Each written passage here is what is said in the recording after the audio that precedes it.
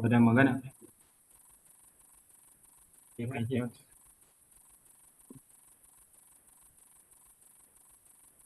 Aí, Elza.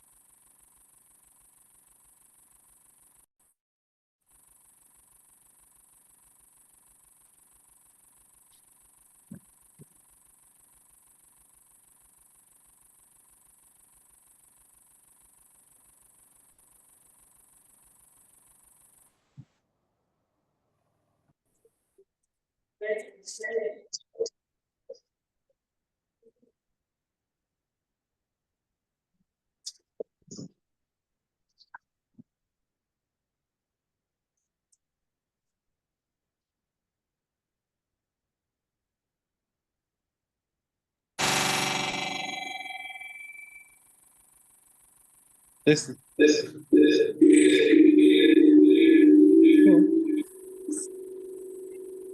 Ei.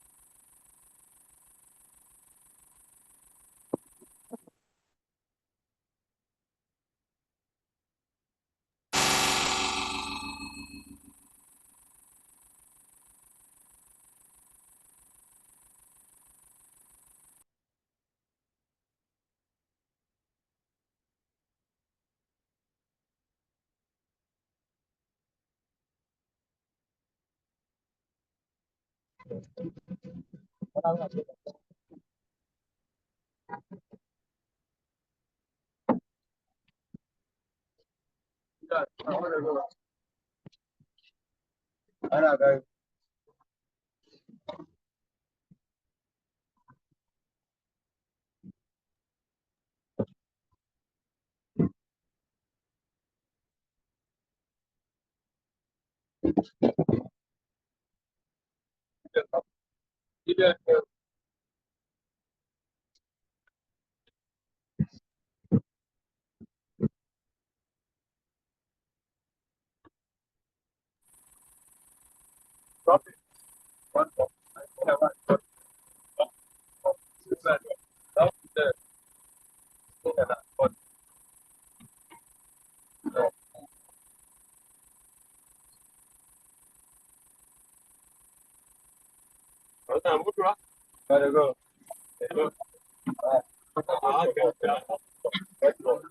Vabbè, sì, beh, ce la mano, ecco, come prossimo, dai, manca. Bravo. Sto preso a metà.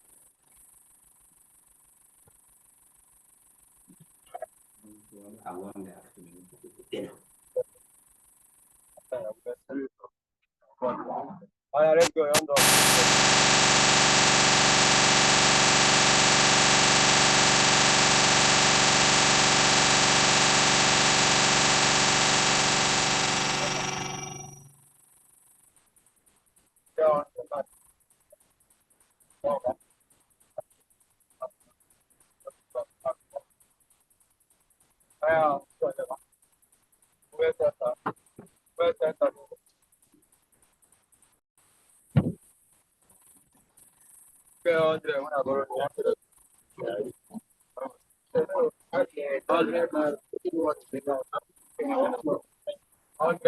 Sì, fammi le che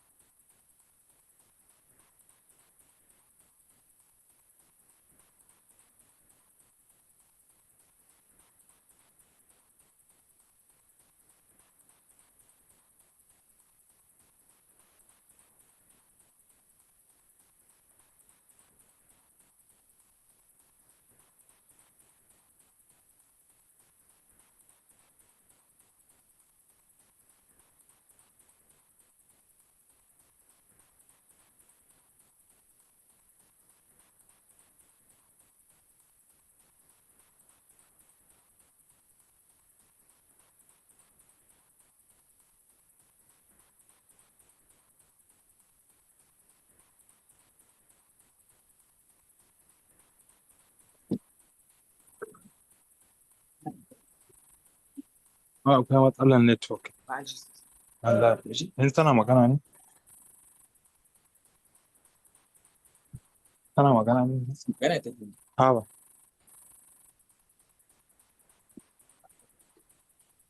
Tana magana kuma ta fara.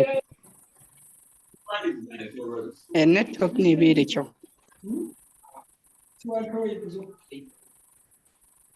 But amma muna jin kwaye ko? Muna jin ka kamar da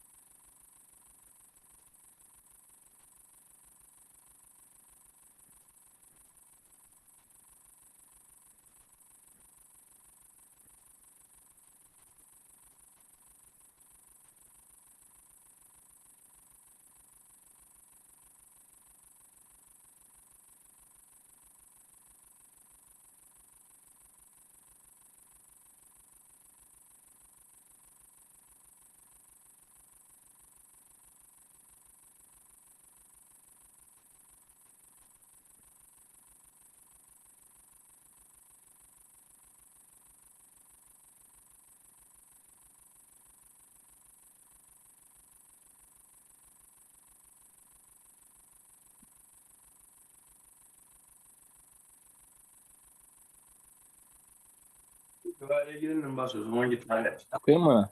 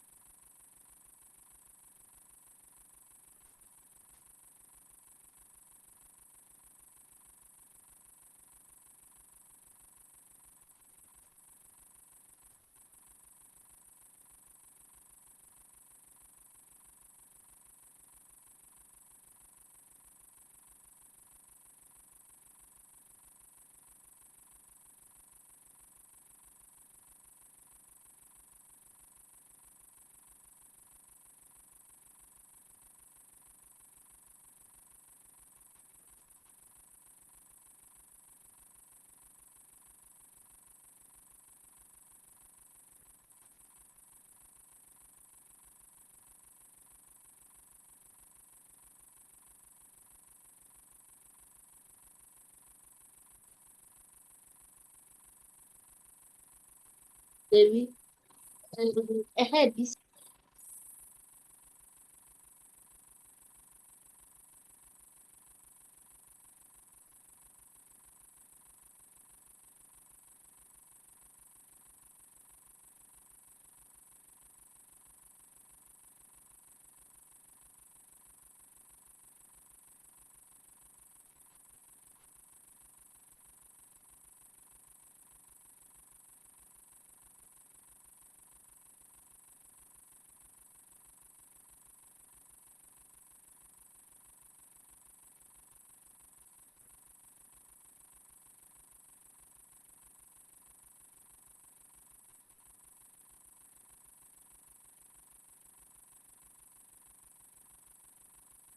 Practice then the use of the winning keyboard of the both sides. You should be familiar with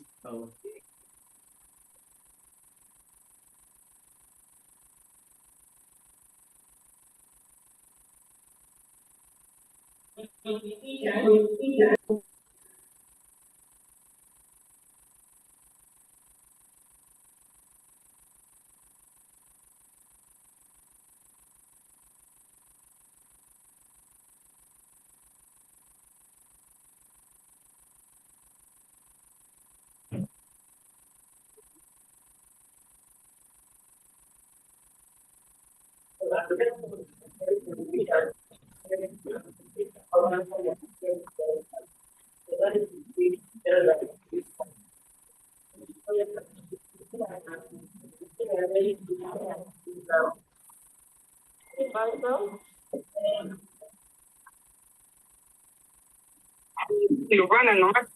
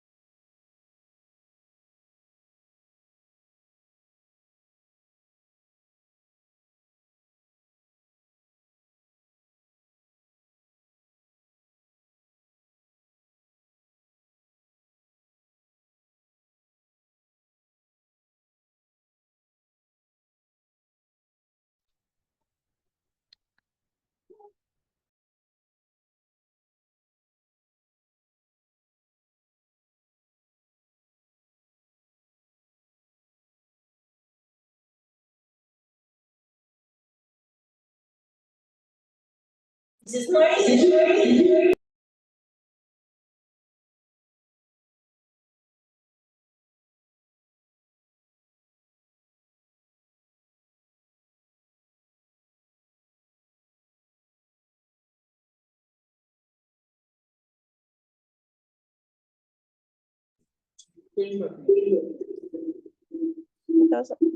you hear us?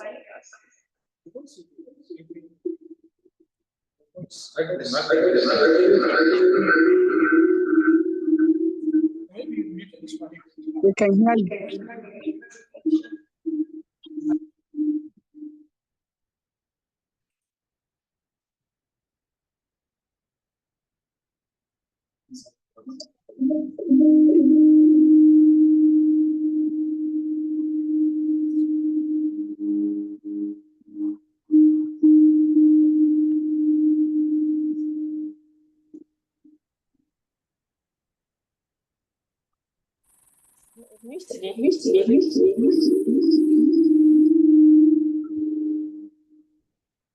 So can you hear us?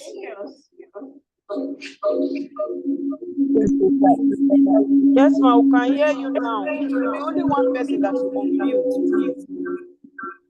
It's just that it's down.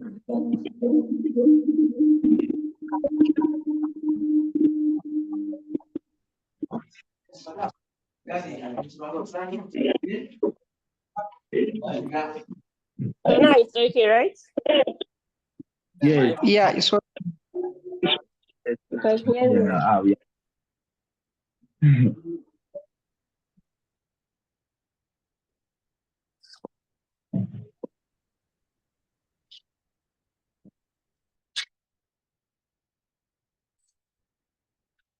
So I was talking about natural deduction, and I said you have to know the rules under this natural deduction for you to be able to make any proof that we have there. So I don't know. So I'll just go briefly around the rules that we have there. For this and it has 2 rules. Each of them have 2 different rules. So in total you have 8, and then you have to know the 8 before you be able to make any proof. So let's say for the first one, I'm doing for the conjunction, sorry, the second one, that's the conjunction, that's the and it says what? It's okay. The 2 rules that each of these have, it has what? Introduction, which we represent with an I, that's the introduction. And we have this symbol to show what? Elimination. That's what we use it as, elimination. So for the introduction, it says what? The introduction is just, you start here and then give a conclusion. That's what the introduction means. And then for the elimination, it's just like you're doing reverse. You are moving backward. So having the P, this is the introduction. I'm going to start with the introduction. So the introduction of, this is introduction and introduction. And then you have P. Assuming you are given a P and then a Q, that is P and Q, isn't it? You are giving P and Q. So it says that if your P is true and your Q is true, you are given this conclusion of what? P and Q. Just like we have in the inference rule that I told you, okay, this is what you are given in the up part, and then the down part is your conclusion. So if you have P, Q, you have what? P and Q. This is what you have, the P and then the Q.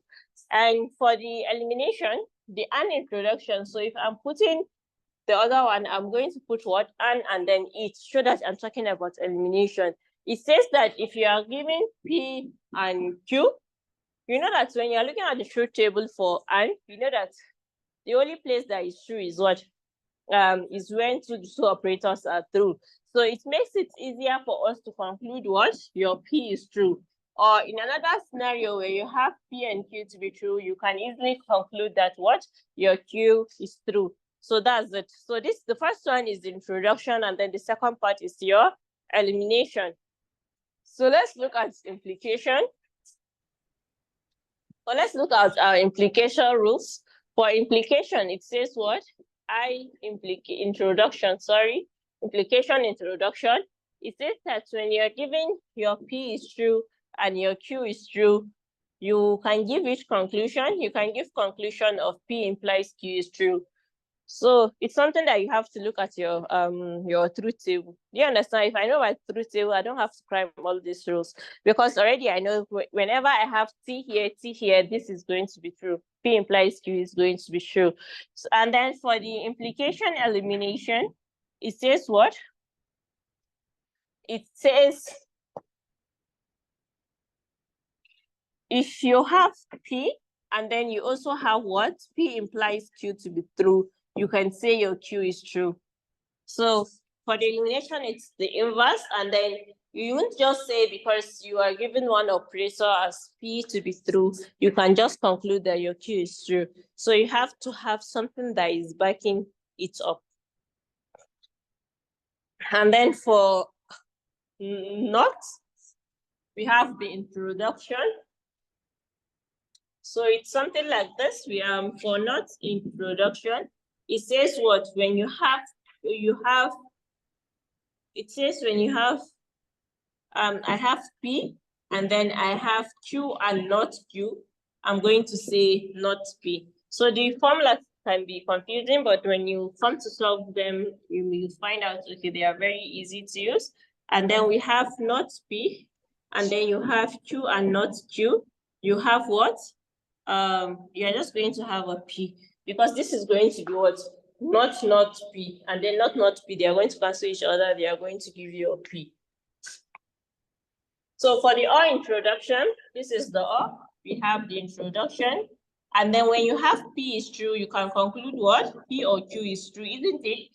Because it's only one operator that needs to be true in my or if all are true, it still stands.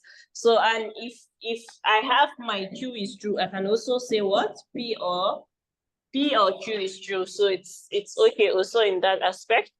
But then the or, when you're dealing with the or, you can't just be given a Q and then you just conclude that your P is true. It's not possible because inside this operator, if I tell you P or Q is true, you don't know which of the two operands are true. So in that case, it's require another new operator, which is it can use the R, for instance, where you have to know which of the two is true. So something like P implies R, Q implies R, and then you conclude that your R is true because you can't be so sure of whether it's P that is true or that it's Q that is true. So let's briefly solve some examples. So assuming I have P and P implies Q, and then I want to prove what? P and Q. This is what I want to prove. So I said any statements you are giving, all the statements you are giving, make sure you what? Make sure you list them out. So the first one is what I have here. This comma, it means these two statements that I have there. Do we understand? So our target is for us to prove what? P and Q. That's the target that we have. So you see in this statement, whenever you have a statement and you look at your operators, looking at your operators will help you indicate which of the rules you should look at. Do you understand? So like number 1 and number 2, if you look at which rules do we have there, we have which operator do we have there? We have the implication operator. So no one has to tell you that you're going to go back to your implication rules, the 2 rules that we have here. So I'm going to make use of the 2 rules that I have there, number 1 and number 2. So it says what? If you have P and then you have P implies Q to be true. That means any statement you are given, there are 2 statements that are true. So now this P is true and then P implies Q is true. That means it's referring to what? Implication elimination. That's what it is referring to. So P and P implies Q is true. You are going to give the conclusion of what? You are going to give the conclusion that your Q is true. But then for natural deduction, we work with reference. We have to give a reference of which line are you using. Do you understand? So I'm using what? I'm using implication elimination from line 1 and line 2. So this is line 1 and line 2. So we have the 4, and then our target is for us to have P and Q. So if you're moving towards the target, make sure that what each of the operands that are there, you have proved them to be true. So I've proved what? I've proved 1 to be true, and then I've proved what? Q to be true. So you see that, okay, I can easily say what? P and Q is true. Make a reference from line 1 and line 3. So you see is what? It's AND I'm dealing with right now. So I will look at my AND rules, and you see what we have. We have P. When in a scenario when you are giving P and Q, and you conclude that P and Q is true, you are using the AND introduction. Do you understand? Because it is the operand that we proved first to be true, not the inverse of it. So if it's the operand you are proving, it means you are starting from here. So I have P and Q to be true. So I'm doing an introduction. That's an introduction, line 1 and line 3. So that is the natural deduction. So I have that. So what if you're given to prove P and Q to be equals to Q and P? What if I have this? This is the only statement I'm giving. I'm giving only one statement, but I'm going to make use of this, my one statement, to get to where I want to get. So I have P and Q, and then the second line says what? I'm dealing with what? An operator. So looking at my AND operators, is it a disjunction I have? Is it an introduction I have, or an elimination that we'll use? Because I want to prove that P is true. Because initially, if I'm giving P and Q, the statement that I'm giving is true. That means what? Both the two operands are what? Both the two operands are true. For P and Q to be true, that means both P and Q are true, isn't it? This statement is true. So I know that P is true and Q is true for the whole statement to be true. So P is true, and then my Q is also true. Making reference, I will use what? If I'm making a reference, I'm using an elimination. So I'm using an elimination from line 1. In the same case, I'm using an elimination from line 1. Do you understand? So it's the elimination I'm using in both cases. So you see, this is what I used for line 2, and then line 3, I used this. That's it. So for 4, I will say what? I will say Q or P is true, because I've already gotten what I want. That's all. So, but I need to have a reference. So how do I make the reference? I'll make the reference by saying, okay, because I've proved this P2 and 3, this is where I have Q and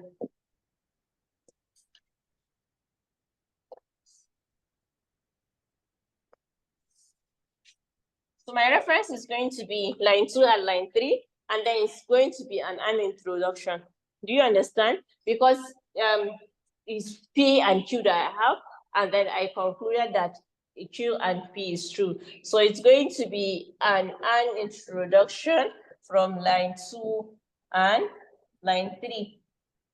So having this reference, it makes it easier for you to make sure that you're online.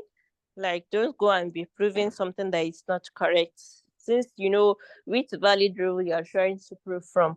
So let's try more examples. And so assume you are given P or Q, and you are given P or R, and then you want to prove, I think it's like this. P implies, and then you have a bracket of Q and R. This is what you have. So same applies here. You just say for number 1, you have your P implies Q. For number 2, you have Q implies R. For number 3, you have what? This is where you're going to start your proof. So you see, in the previous scenario, we don't have anything like a table. We're just listing our numbers. It's because we didn't make any assumptions. All the deductions that we're able to make are something that we know. They are proof. They are nothing like assumption. But in this type of proof, you have to make an assumption because these two statements you are giving is not enough for you to make any assumption. Do you understand? If you look at implies, is there anything you can deduct from the two statements you are giving? No, you need something again. If you are going to use this P implies Q, you see, you don't have the P. P is not given to be true. Do you understand? Unlike this number one. In this number one, you are giving what? You are giving P to be true. But then in this second case, you are only giving P implies Q. So you are not giving the value of P to be true. So I'm going to make assumption. So we are going to say what? Assumption. And then it's going to have a what? It's going to have this type of line. So if you look at your materials, and wherever you see this type of line, it means assumption.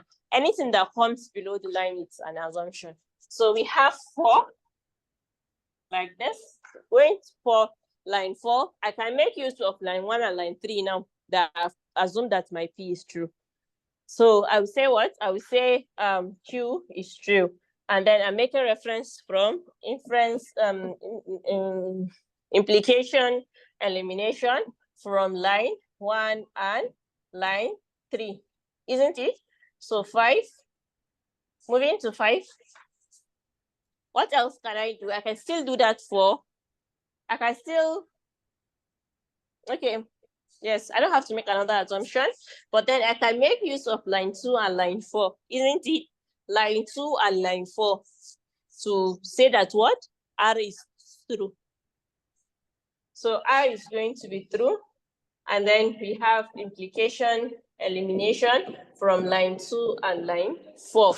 So this is, I'm using it's just the same rule that we use, just that our numbers are different, isn't it? Because we are making use of line 2 and line 4 in this case to show that R is true. And then it's all what? Implication, elimination that we are using. So having that, you see here I have what? Inside this bracket is what? Is Q and R. So now I prove my Q and R is true. So you see that, okay, it's something I can proceed with. I can say my Q and R is true. And Q and R is going to be from where? From which reference?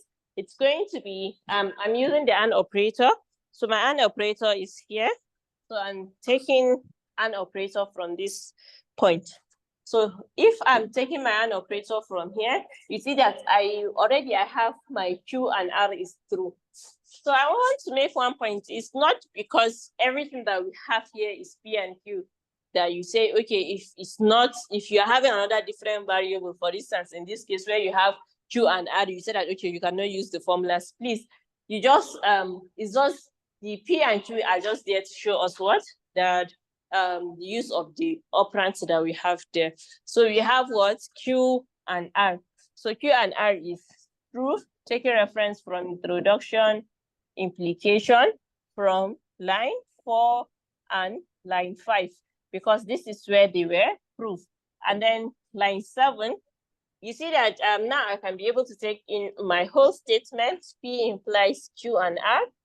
So everything that's inside this bracket is what I proved were in line 6. So it's just P implies Q and R. But I already have my P to be true.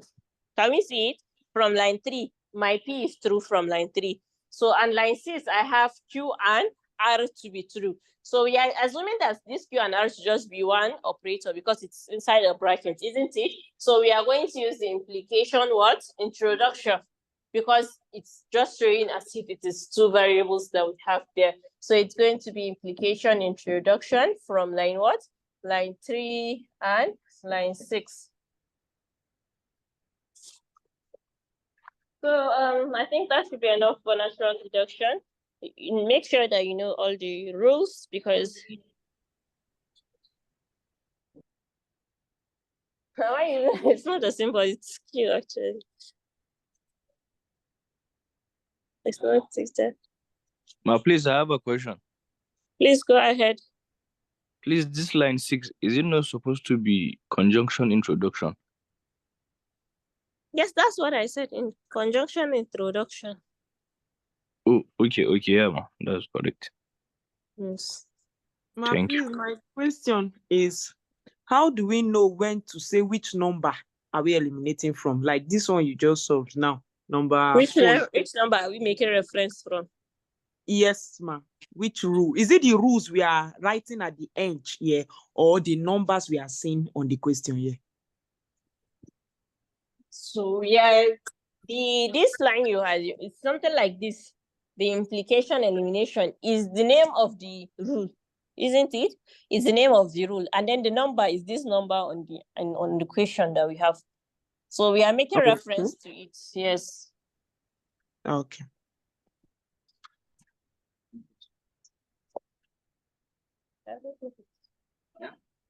I don't think it's very important.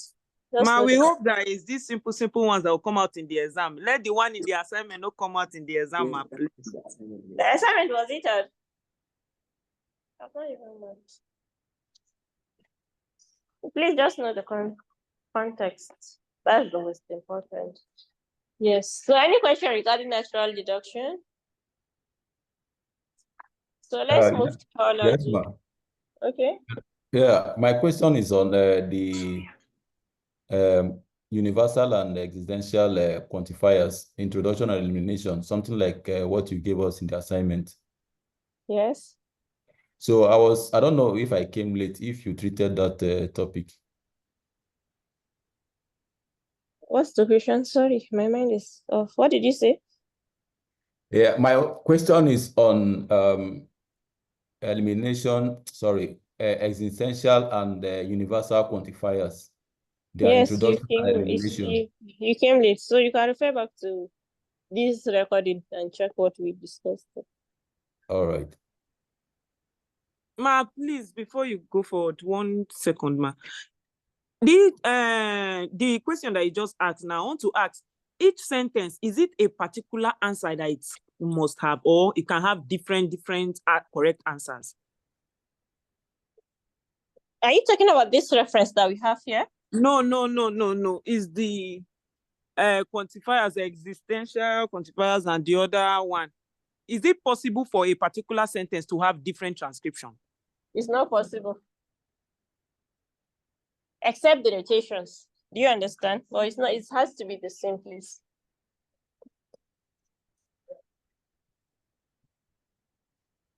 Chief, in our assignment question, do you have the definition for verification and validation? Yes, I do. I think I posted it on the chat. Okay.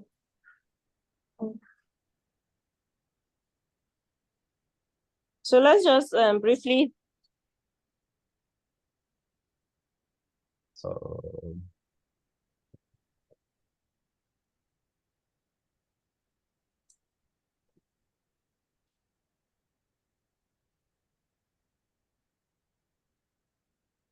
We did not discuss this in class. This is universal and existential quantifiers. Yes.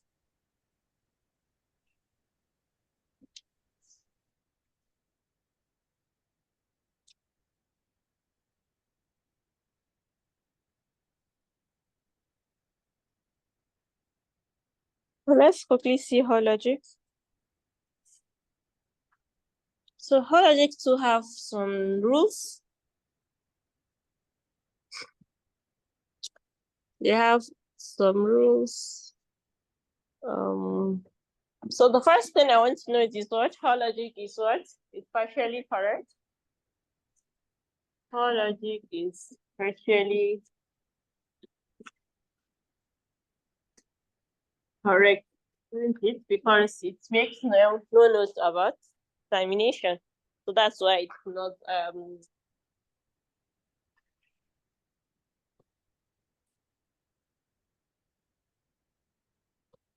this is the reason why it's partially correct.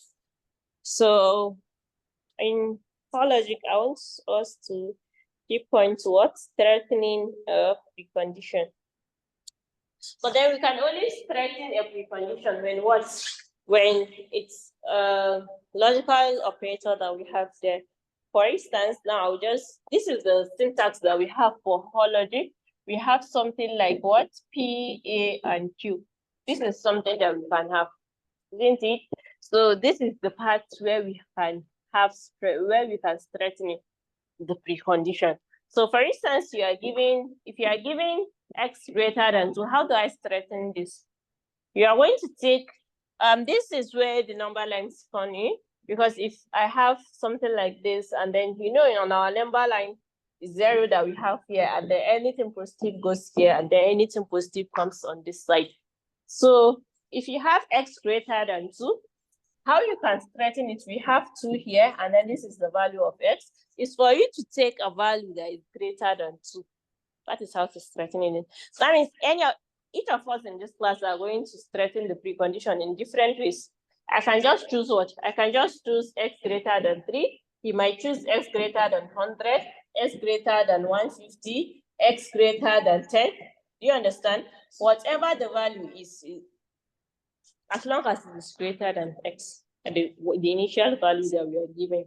And another thing we shouldn't do is when you have greater than symbol, please, if you are threatening this precondition, don't go and say x greater than 1 or something like that. Or you say x greater than less than 3. That means you have increased the value, but then you have changed the operator. Leave the operator as it is. You don't have to change it. And another thing I want to note is when you have a precondition with something like this, x to be equals to 2, x is equals to 2, and you can't threaten this condition, this precondition, sorry, I can't threaten this because it is an assignment statement. X is equal to 2, it's not going to change. And then if you have less than, I have x less than 10, less than 10. So you see, my precondition is going to be what? How do I straighten this? I'm just going to change the value of the 10 that I have. If I have x to be equals to or less than 10, you are not going to change the less than and the equals to. So if it's less than and equals to, you are given, use it the way it is. If it's less than and just a single less than that you have, just leave it the way it is. I hope that's clear. So you can also have a question to weakening for the post condition.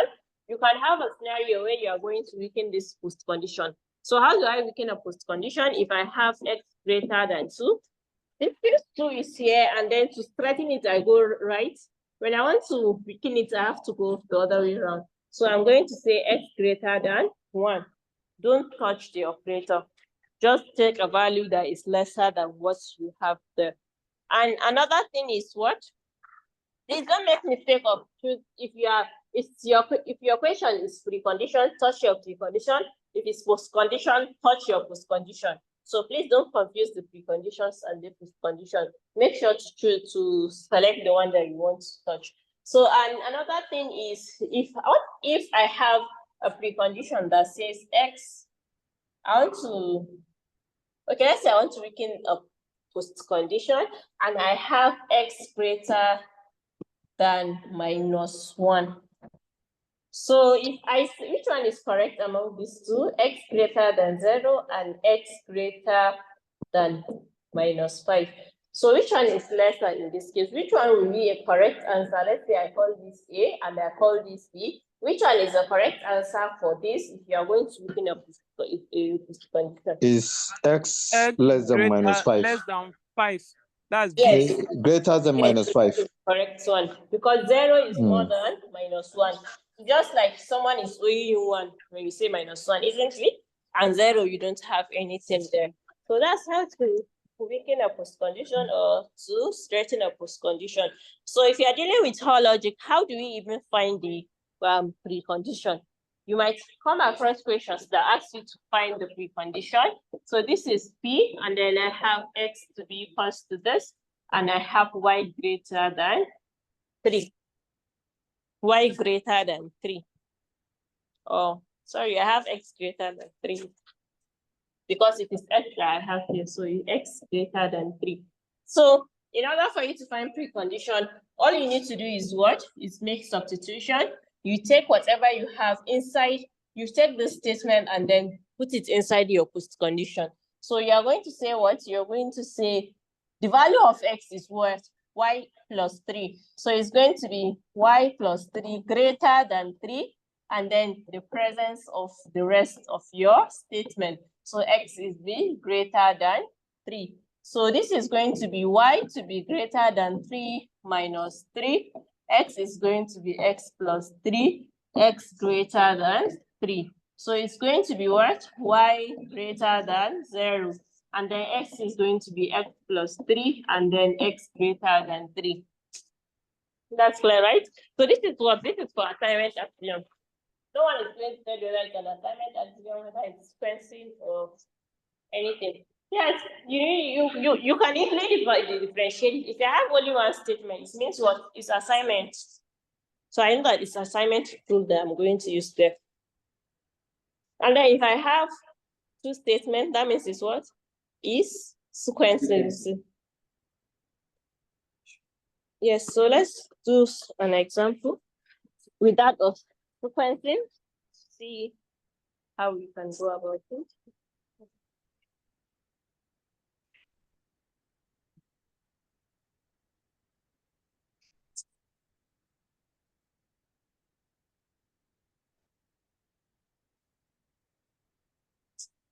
So this is it.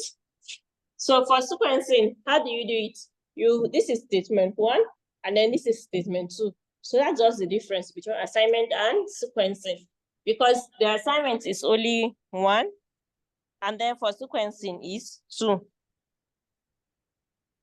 Yes. So this is P, x to be equals to x plus 1, and then x plus 2. This is where I'm going to start the solving from. Please, let's pay attention. We have x. So I'm going to start with this second statement. That's why I have x plus 2 greater than 5. Can you see it? And then I have x to be equals to x plus 2, x greater than 5, like I have it. So it is the second statement that you're going to start the substitution from. That's where I started my substitution from there. So I have my P here, x plus 1, and then x to be greater than 3. So 5 minus 2 is what? Is 3. So if it crosses to the other side, the 2 crosses, and then it becomes minus 2. And then I have what? X to be equals to x plus 2, x greater than 5, like I have it here. But then I'm going to have what? I'm going to have x plus 1 greater than minus 3. Is this second one that I will use? Please, if you're doing sequencing, after you have gotten the result of the second one, that's the second, after the second substitution, if you are doing for the first substitution, you are not going to substitute in x greater than 5. You are going to do substitution in what? X greater than 3. So that's why I'm doing substitution in x greater than 3. So I will have x to be equals to x plus 1, x is equals to x plus 2, and then I have x greater than 5, like I have it here. So here is going to be x greater than 2, x to be equals to x plus 1, x is equals to x plus 2, and then I have x greater than 5, like I have it here. So this is the answer for the... Yes. So any question? I wanted to ask, so whenever the value changes position, the sign in front of it changes, right? Yes, that's it. Okay.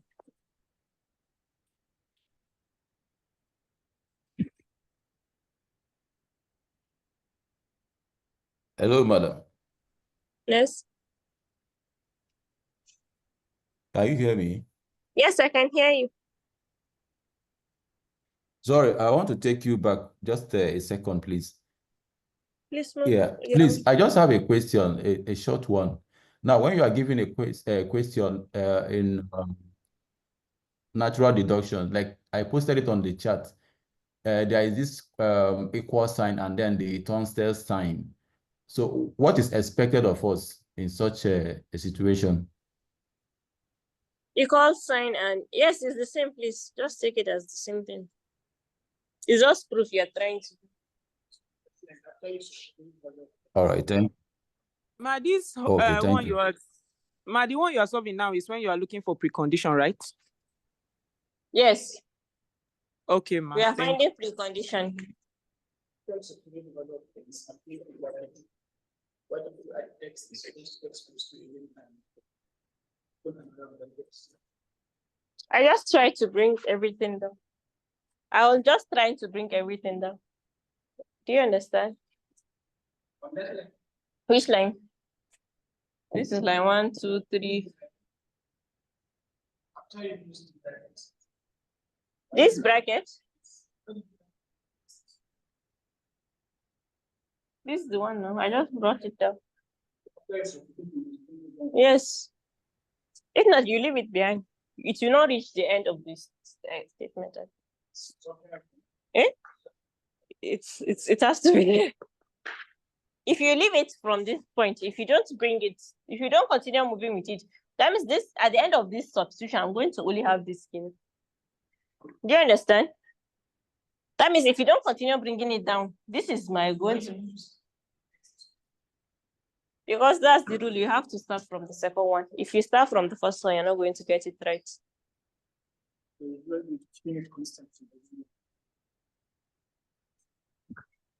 So any question regarding the homology?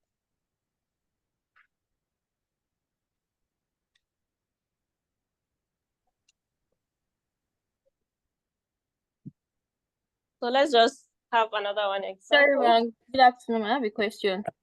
Yes. Yeah, you said initially that all logic is partially correct because of termination. And in our quiz, there was this question, all logic, it has option of terminate and doesn't terminate. And the right answer to that question is doesn't terminate. Is that right? Homology? Yes. It doesn't terminate, please. Okay. Thank you, ma'am. For instance, now if I give you x greater than 2, will you have a stopping point of x greater than 2? X greater than 2 is not going to stop. Do you understand? Because it keeps moving. Yes, ma'am. Thank you, ma'am.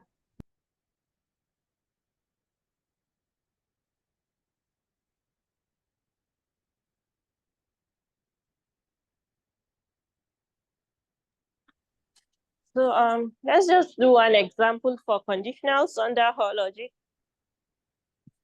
So for conditionals,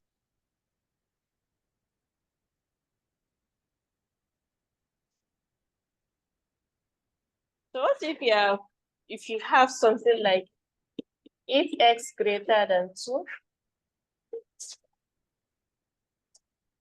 and I think we even have this example. I think we did it. Else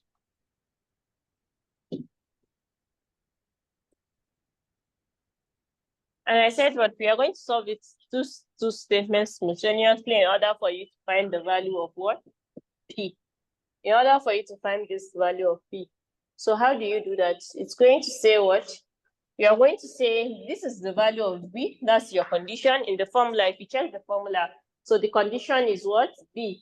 That's what you use the condition for. So it's going to be B implies S1 and Q. Something like this, right?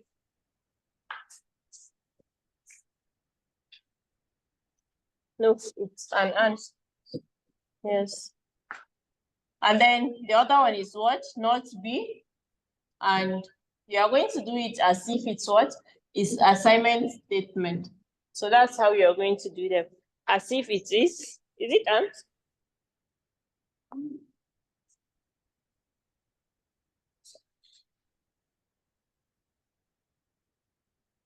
Are you sure? It's and? I can't really remember the formula. Please just refer back to the material and check. So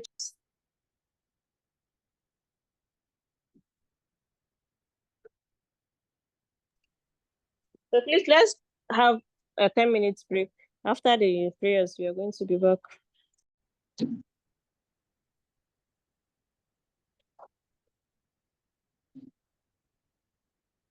Okay, sure.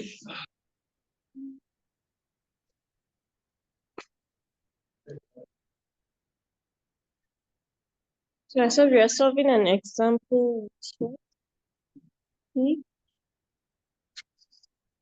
And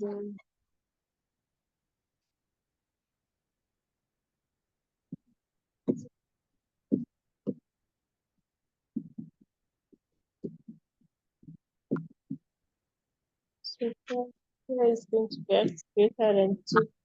Question is for you to prove that what x greater than 2 is a precondition. We are trying to show that this is the precondition inside this expression that we have here. And then this is what? This is the conditional loop that we have. So in order for you to prove, you are going to solve two simultaneous. It's going to be P and B. It's P and B, then S1, and then Q. And then we have what? P and not B, and S2. Mercy. As you say, talking to. So this is what we have. So our P is what in this case? We are going to solve these two statements together. So our P is what? X greater than 2 and X greater than 2, because this is the value of our B. This is our B in this case, and then that's the condition. So we have S1 to be X, Y to be equals to 1, and then our Q is what? Our Q is Y, value of our Q. Sorry, we are supposed to have, what is the,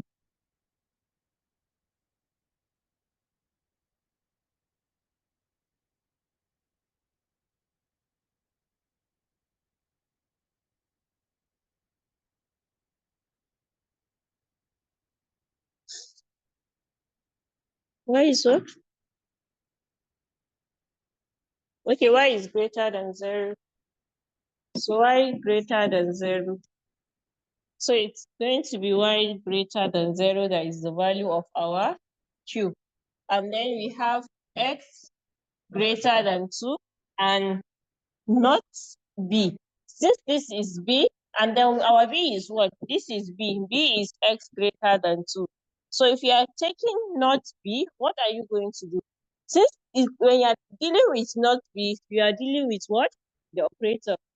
So it's going to be Y to be less than or equals to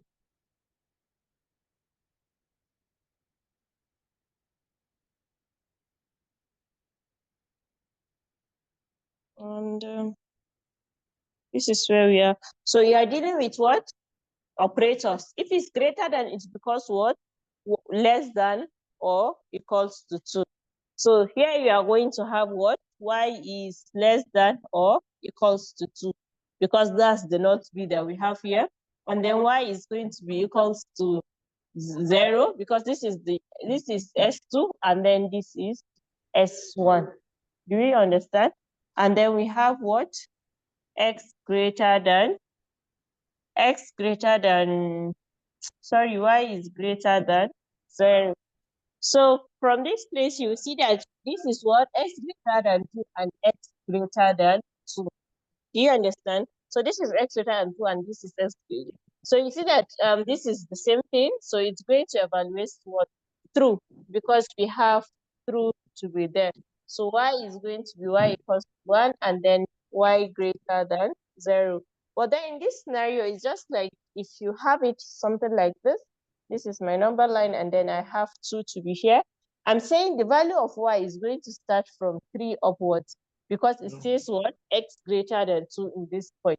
It's saying X to be greater than 2. And then the other one is telling me that X is less than or equals to 2. That means it's starting from here, while the other one is starting from here. That means these two statements, it's negating each other, isn't it? And then I'm dealing with what? An operator. So you see, it's not going to be true. So it's going to be false. And then it's going to be Y to be equal to this X greater than 2. So you see that we have successfully proved that our value of what? Our value of the condition is true, because X is greater than 2, and then it is the one that has evaluated to true. So that's how to solve that question. If you have any question to prove the preconditions that is inside a statement. So that's that about logic. Just make sure you know how to straighten a precondition, how to weaken a postcondition, and then how to find a precondition for your assignment, for your sequencing, and then for your conditionals. I think that should be it for you find on this. So then the weakest precondition, is there any question for hologic before this? Read the question.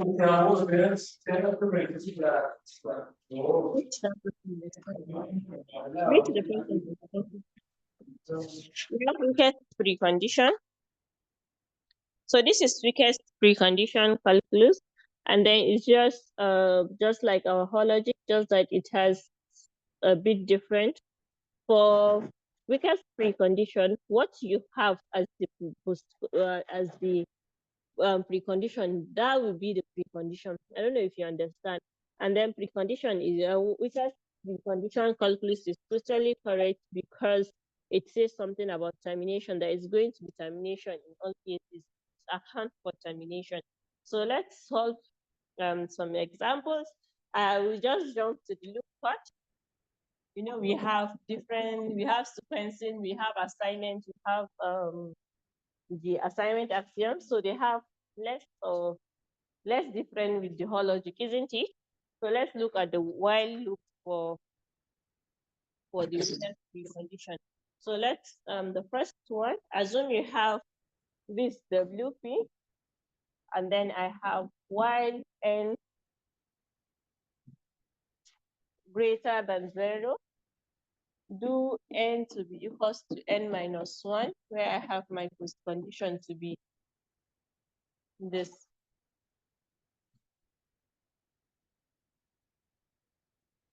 Yes. So I want to find the weakest precondition. So this is your what? This is B. This is what? This is your statement, and then this is Q. So we are trying to find what? We are trying to find the post condition. So the first thing you need to do is to, okay, I don't know if you know how while loops work. While loops work in the sense that they check the condition and then they execute the statement. That's how normal while loops work in programming language.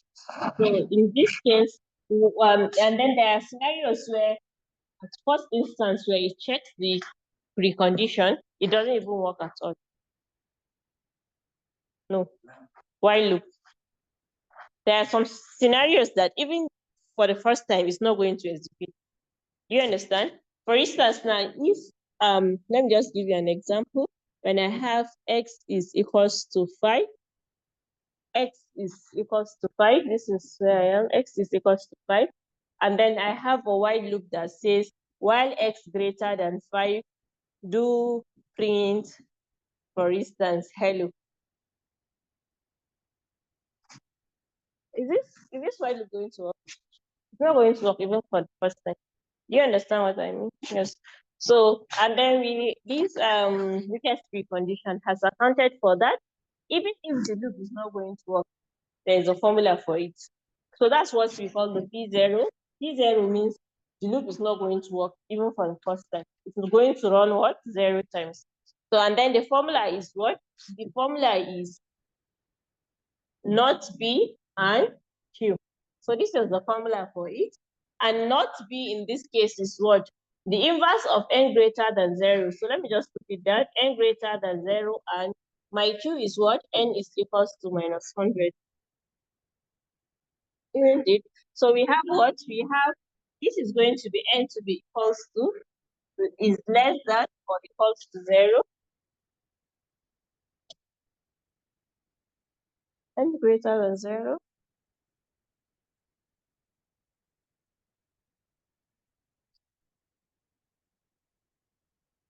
It's less than or equals to 0, and n is equals to minus 100. So let's have a check. So this is my 0, and then this is minus 100. The reason why I'm seeing it, so you see what your n is what? Less than or equals to 0, and n is equals to minus 100. So what is going to be the value of n in this case? I think n is The going to be value of n is going to be minus 99. Why is it minus 99? By making n to be the subject of the formula, you substitute minus 1 with minus 100, so that we are going to get minus 99. The answer is going to be n is less than or equal to 100. Equals to minus 100 rather. Less than or equals to So you know minus we have our value of n as n equal to minus 1. So by making that n to be a subject of the formula, when we It's already substitute the that one, subject of the formula. uh-huh. Yes, But it's already in Means other n is subjects, equals to we have minus 100. It's equals to less than or minus 100. I think it's going to evaluate to false. Yes, because our value of n cannot be equals to 0 and then value of n still to be equals to, this is going to be 0. Yes, this is going to be equal to 0 because look at it from this way. If n is less than or equals to 0, and then we have n is minus 100, it's not making sense. Because it's just like you have value of n here and then you have value of n here. it's going to be false. It's going to be false now. If you go to the next line, let's see the next line. You understand? It's going to be B and weakest precondition of this one for my Q. Do you understand? So it's going to be what? This B is going to be what? It's going to be n greater than 0 and weakest precondition of what? S. What is my S1? N is going to be, yes, this is P naught. So it's going to be n to the equals n minus 1, and then what? P naught is false. So you don't even have any method. You see, this is still going to be n from 0 and false because you can't make any difference here. Am I confusing you? Yes, ma, you can continue. Continue, ma. So I think that if you have a fault as condition, you can't make any substitution. Do you understand? But assuming you have true here, this is true that I have here. Do you understand? Assuming I have true here, then it's going to be n equals 2 minus 1, whatever the value is there. So for it's just like if you can't just make substitution in false, there's nothing you can substitute there. Do you understand? So or let's have a new different variation of this. But then this is the first thing you need to do. You have a while loop. You have to find P0, P1, P2. You continue moving till you have a conclusion that you're supposed to have. Do you understand?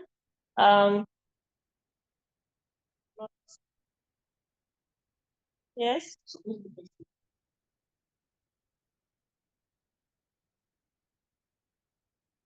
Yes, it's going to be n is equals to minus 100. Do you understand? Assuming there is no this equals that I have here, so it's going to be what? Let's delete it. Then it's going to be not delete.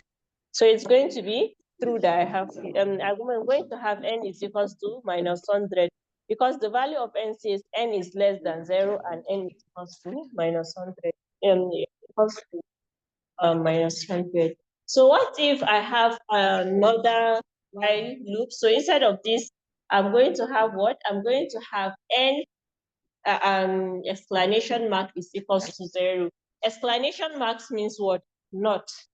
Please, whenever you have exclamation mark preceding an equal sign, it means not equals to. So let's solve for this. I'm going to have P naught. My P naught is going to be what? It's going to be a naught n to be equals to 0. And what's my Q? My Q is n is equals to minus 100. So having this n not equals to 0 is going to be what? N is to 0 and n is equals to minus 100. Yes, this one is false because your n cannot be equals to 100 and then your n is still minus 100. Yes, the operator is always 1. That's the formula for it. The operator is going to be 1 in all cases. So if you do this step and then you do P0, P1, P2 till you reach the end of it, is going to how do you find the value that is supposed to be there? So there is this formula that says what? That says for you to find the weakest precondition, you are going to say P0 or P1 or P2 till you reach your Pn. So you are going to have what? Whatever value you have, now you are going to go and find for P1, P2, P3, and then depending on where you stop, where you can just because that's just how to find the weakest precondition. Either P0 or P1 or P2. So whichever value you take there is the right answer that is supposed to be done. So you can also check for how to do the weakest precondition for conditional loop that we are there. You know, we have limited time, so I don't know if you can check how to do for x to be equals to this weakest precondition. If x is equals to 10 and x is equals to minus 10, then else x is equals to y, and then I have x. So this is else. And this is what? And then a weakest precondition that we have to find. So how do we find the weakest precondition for this? Having what? How do you find the weakest precondition? So you know it's the same approach as of core logic, just that it has what it has some different rules that you have there. So it's and then here is x. So your B is what? Your B is x is equals to 10. And then the first statement is x is equals to x minus 10. Then you have L is equals to y, and then x is equals to 0 to be your value of your Q. Yes. So the formula for solving this is what? Is B. It implies, right? WS1 and not B implies something like this. I'm sure this is how it is.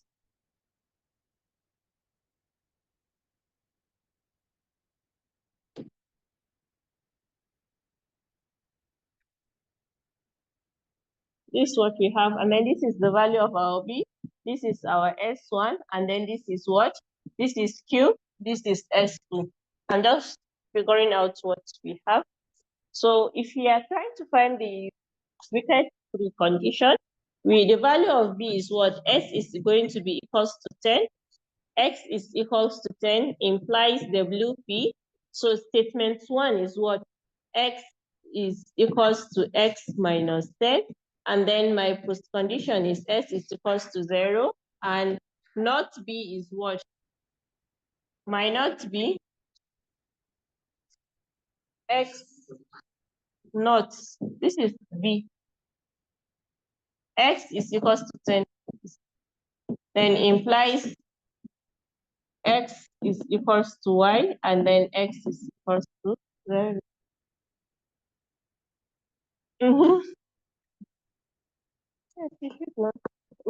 You're writing exams on Saturday, right? You don't Yes, have ma. time anymore. Saturday. Yes, we are having exam on Saturday for this very course, man. Saturday and Monday.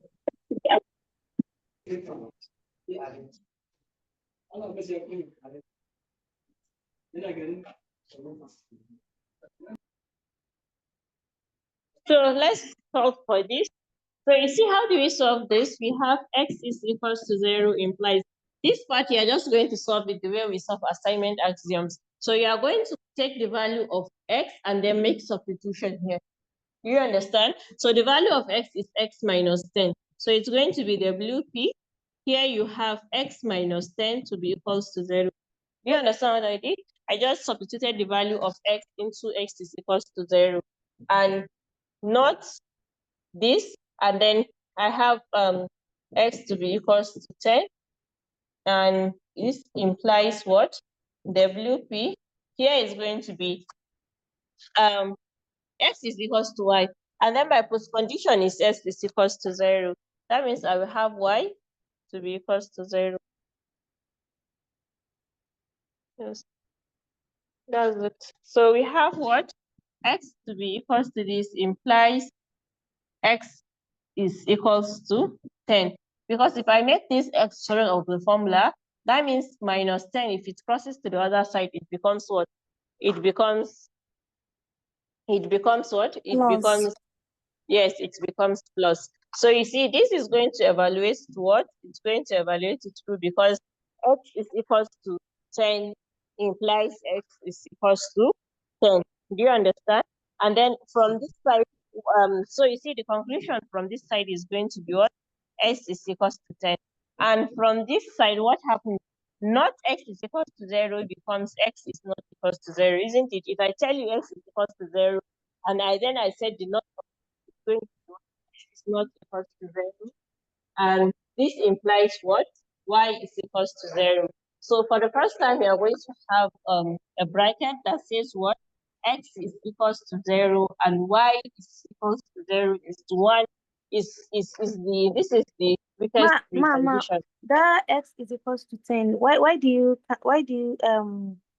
cancel it there? Did I cancel anything? No, not. It means not equal to 10. It means That's not what she meant. equal to 10. Next equals to 10, please. Implies y is equals to 0. So because this place is not going to evaluate the false, because there is nothing that is contradicting it tells us that x is not equals to 0 and y is equals to 0. Do you understand? But assuming x is not equals to 0, assuming the values are the same, the operands that we have here are the same, then it's going to contradict it. Do you understand? But then one is x and then the other one is y. So there is no point that you say that, okay, they are going to contradict each other. So it's going to be x is equals to 10 and y is equals to 0. That's going to be x is not equals to 10. Yes. So I think that's how we look at the loops. We look at loops. We look at the other one, the conditional statement. Yes, that's your question, please. Which one? Evaluate.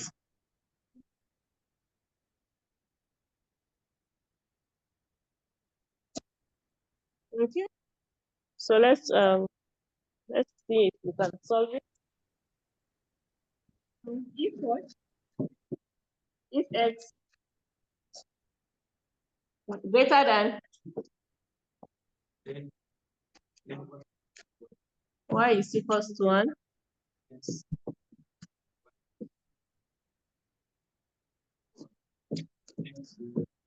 Greater than. So let's see how we can solve this. Or where else?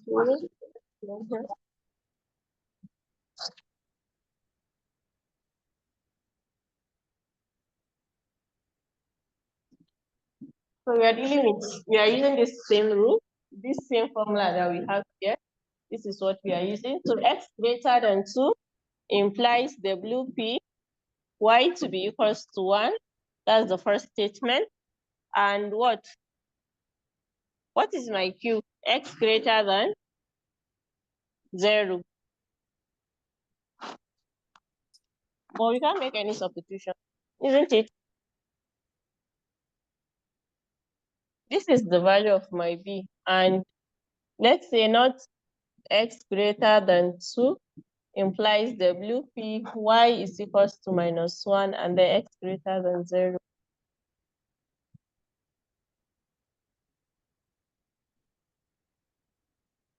So let's continue. Let me not be conclusive. X greater than this is going to imply x greater than 0. Then because I can't make any substitution here, and you're supposed to have substitution, isn't it? So I would take x greater than 0, and then not B is what? X less than or equals to 2, and then it implies what? X greater than 0. So which one is true? Is this side that is true? isn't it? Because this one, A implies B. In this case, stronger. Whenever you see A greater than B, it means the A is stronger than B. Do you understand? So it means A, But just like if you are this working is too closer to the question given to us. You could have adjusted so that we can be able to see it clearly, ma. So can you see it now? Let me clean the other one. Let me just clean the paper. The working -1, x greater than 0. Is it? But we're supposed to see the question, ma.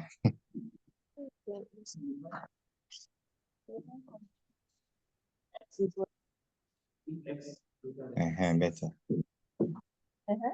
Y is equals to 1, else equals to 0. So this is -1. So this is the value of Q. And then we have what? Y is right here. So this is it. So you see that okay, this one is going to evaluate what? True. This first one. So I say whenever you have A, when you have A greater than B, it means what? The first one is stronger than the second one. Because here it says Y is greater than 2 implies X is greater than 0. If I have this, assuming I have this and then I have this, you can see it's moving in the positive. This is the positive side that it's moving, isn't it? I can strengthen it by saying X is greater than 2. But then if I'm on this one, I have -2 where I have less than.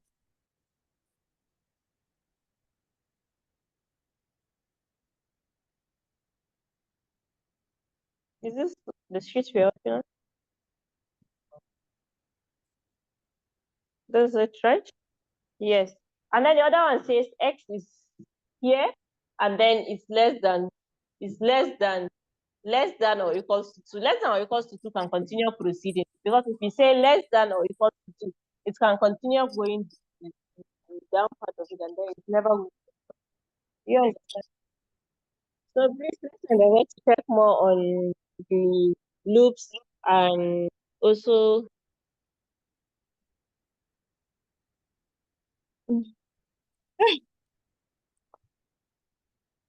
so let me give you this example of the while loop. Assuming you have, I'm going to clear this.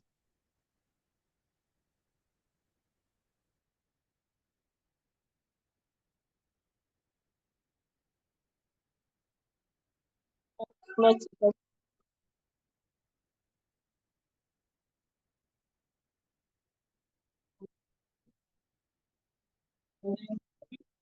what?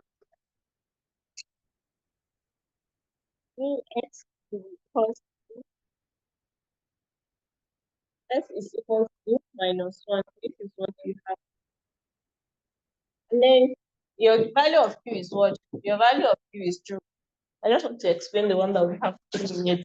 So what is the value of p naught? Not b and q. So what is the value of your p naught when you have x is not equals to 2? If you have not of b, not b is going to be what?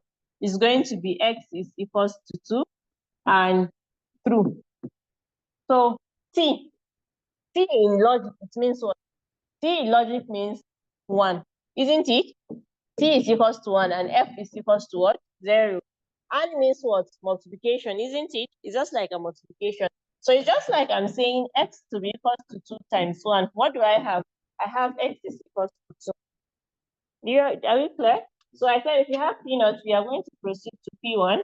Having P1, I will say what? The formula for P1 is what? P. And then it's going to imply, right?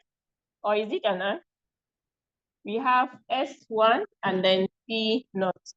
I think it's an, right? Yes. This is the formula for what? For P1. And our P is what? X is not equals to 2. And this is the value of B. B is X is not equals to 2. And then we have weakest precondition, S1. S1 is what? Is X to be equals to X minus 1. And then the value of my P naught is what? x is equals to 2. That is the value of my P naught. X is equals to 2. So I have x is equals to 2 here. Isn't it? Yes. This is what I have. X is equals to 2. So x is not equals to 2. Remember, whenever you have something like this, you make substitution in weakest precondition. And WP, the value of x is x minus 1. So I'm making this substitution inside my post condition, x minus 1 to be equals to 2. So you know that minus 1, whenever it goes to the other side, it becomes plus 1. So x is not equals to 2, and weakest precondition of x is going to be 3. X is equals to 3. So I have the value of x is not 2, and the value of x is equals to 3. So what do you think? That means the value of x is equals to 3, because it says the value of x is not 2, and then the value of x is equals to 3. That means my value of x is equals to 3. So let's quickly do for P2 before we have a conclusion. So for P2 is going to be B and weakest precondition S1, S2. So you notice that when you are at P1, your post condition is what? P0. And then when you are at P2, your post condition is what? P1. So for B, what do you have for B? My B still remains. S is not equals to 2, and weakest precondition of x is equals to x minus 1, and P1 is what? X is equals to 3. So we have x is not equals to 2, and what here? We have substitution, x minus 1 is equals to 3. So minus 1, if it goes to the other side, is because what? It becomes plus. So x is going to be equals to 4. So you see that the value of x is equals to 4. So what's my substitution here? When I'm at P0, the value of x, when I'm at 10, my value of x is what? 2. When I'm at 1, my value of x is what? 3. When I'm at 2, the value of x is what? 4. You see that, okay, when I'm at a particular position around 2, but my value of x is 4, means that it has 2 differences, isn't it? So when I'm at Pn, it means what? My value of x is going to be equals to x plus 2. Do you understand the conclusion? Yes, so that's my conclusion. And then we will define your weakest condition by saying what? P0 or P1 or P2 to be reached the end of it. Do you understand? So whatever value you take is correct. But then I will appreciate if you say something like what? Since this is x equals to 2, or x is equals to 3, or x is equals to 4, to you need x equals to x plus 2. So you do rather say x is greater than or equals to be your precondition, because 2 is the starting position for your weakest. Are you clear? Okay. So let's check other topics. So the only problem, how you conclude it, Pn equal to x plus 2. How did we get that plus 2? So that's what I just explained. I said when I'm at P0, my value of x is what? 2. When I'm at P1, my value of x is 3. So you see that it follows a pattern, isn't it? When I'm at P2, my value of x is going to be 4. That means if I'm at P3, my value of x is going to be what? 6. Do you understand? Oh, sorry, it's going to be, what's going to be the value? It's going to be 5. 5. Yes. Do you understand? Yes. Yes. So you see, here is 3, but here is 5. What is the difference between 3 and 5? So, do you understand? It's That's why I 2. say x is going to be x equals to 2. Okay. So now if I'm at P20, my value of x is going to be x, is going to be what? It's going to be 22. Do you understand? Okay. So that's the Yes, we conclusion understand. that I have. Yes. Okay. Thank you, ma.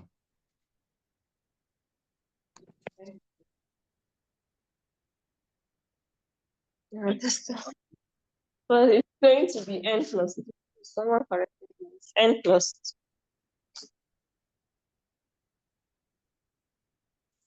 So I'm sure you know how to find assignments for this, right? Yes, assuming you have something like this, I'll just write the question here. For example, you have weakest precondition x and then maybe your y is greater than. So this is just assignment axiom. All you need to do is what? Substitution. So assignment axiom for weaker condition shouldn't be any problem. And then we even did that in our quiz, isn't it? So we should endeavor to check our. I'll just create another sheet, and then please check your church thesis, or what do you call it again, or church Turing thesis. Please, they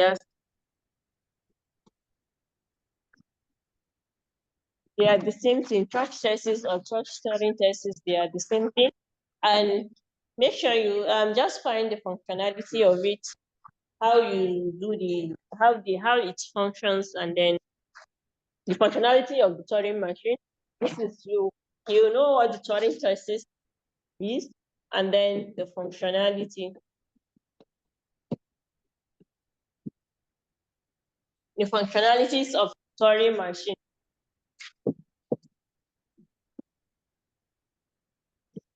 So it's a straightforward thing. Just know the theory part of it. I'm sure some of us are very good with theories.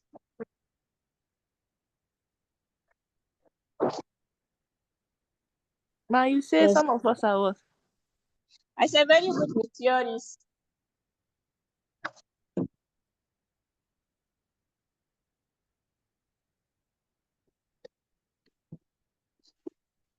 So why is the number of the class decreasing? Initially we have 27. Now I'm doing 18.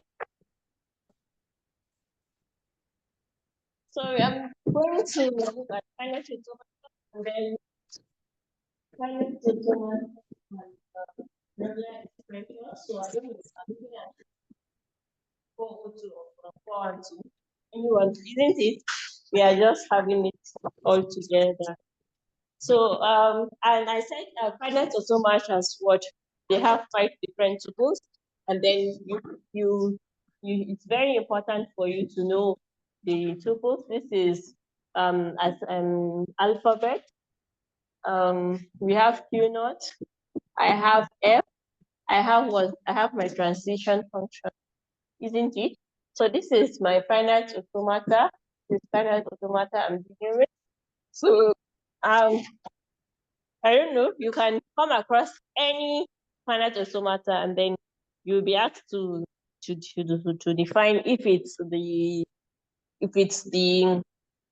regular express, if it's DFA, or it's non-deterministic finite automata, or any of that. I think you should be able to do that. But then let's look at a particular automata that we have here as an example. I think it's in the material that we have it, right?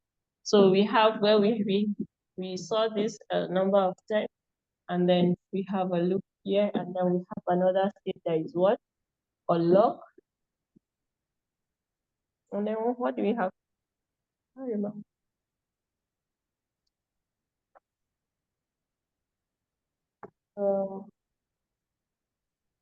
We have push, and then when it's given a coin, it's push. And then we have what? Push from this place, and then push from the other side. So let's look at this. If you know the context, I think it's very easy, isn't it? If you are giving something with context, or you are giving something with alphabets, does it make any difference as long as you know the context? Knowing the context is. So I have what? My Q is what? My Q is what? Set of what? Q is set of states. Those are the states that I have. So my state here is what? It's locked and then unlocked. My alphabet, this is set of alphabet. My set of alphabet is coin and then push. The next thing is what? Q naught. My Q naught is my start state, and then the state that has an arrow touching the a state that have an arrow from nowhere is always the start state. So that's the one that has locked. And then Q what? Q And then I have F to be the final state. So my final state is what? Is the one that have the double cycles. So it's one we call unlocked. And then we have this sigma. What's the name of the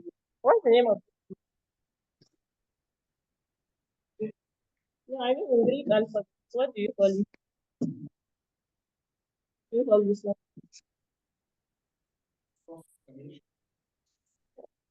In Greek. That's information, but in Greek, what do we call it? So this is the locked, and then this is unlocked. And then we have what? We have point and push.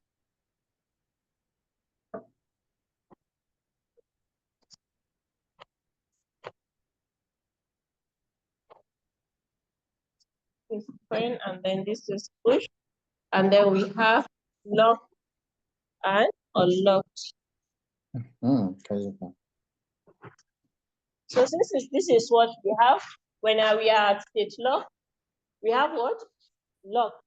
And then we move to unlocked, isn't it? So this is, I move to unlock with a point.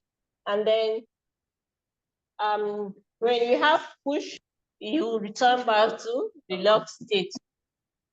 So when I have a point and I'm on unlock, it's going to still be on unlock. And then when I have a push, the push is going to take me back to my lock state. So this is a transition function. And then how do I know whether this is DFA or it's NFA? I will know that it is I will know that it is I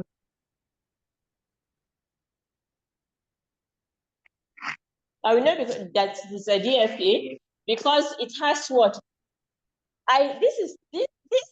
These are my set of alphabet, these two that I have here. And if you check, every state has a transition for all the alphabets. So that's just the same. That's how to identify your DFAs from your NFAs. As long as all the alphabet, if you check every state and then there is a transition for all the alphabet, that means it is what? DFA. But then if some of these transitions are missing, you know that it is what? DFA. NFA. So let's we have if you have a question to say that okay, 5 strings that are acceptable by this DFA, how do you do that? Strings that are acceptable by this. So I will say what? Number one, what are examples of strings that can pass through? Here, any string that can take me back to the final state. Do you understand? My final state is unlocked. Any string that can take me back to my final state is a string that is acceptable. Do you understand the context? So I will say one is what? Point. Point. Immediately I start, this is my start state. It's one that have this arrow. So it can directly go to where? Point. The coin can take me to unlock. So you see, taking it to unlock shows that what? It has unlocked. Yes, it has taken me to the final state. So if I have another string like this, what if I have push? Push is going to look on this start state and then it's going to take me to this final state. So I'll have push point. And then I can have what? I can have point that is going to take me here. And then push is going to take me back.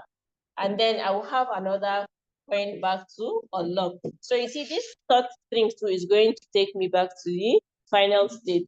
And then what if I have coin? Coin is a string that can take me to the final state. So I will go with coin and then still remain with coin. Do you understand? Yes. And then you can even have 5 points if you want. Coin, and then continue writing the point. Do you understand? So just know how to reach the final state, and I think that's what is important. Just know how to reach the final state. So okay.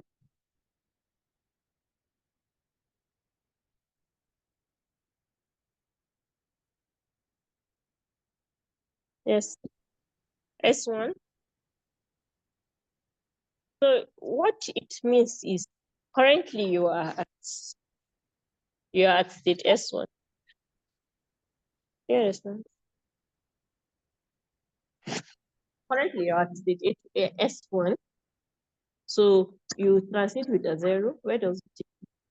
And then you keep transiting. Do you understand? To do exhaust something?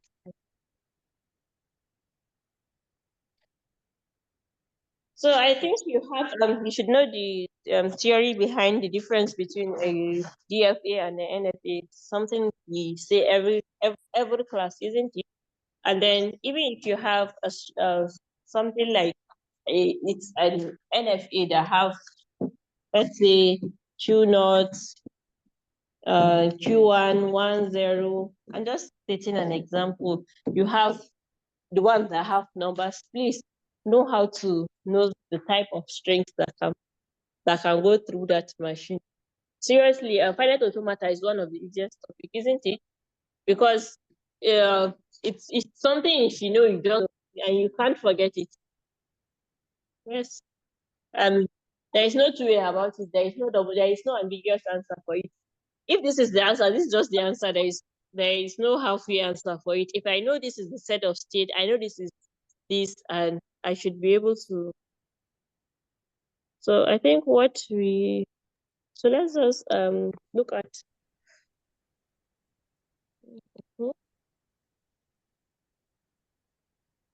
So let me just briefly have another diagram here.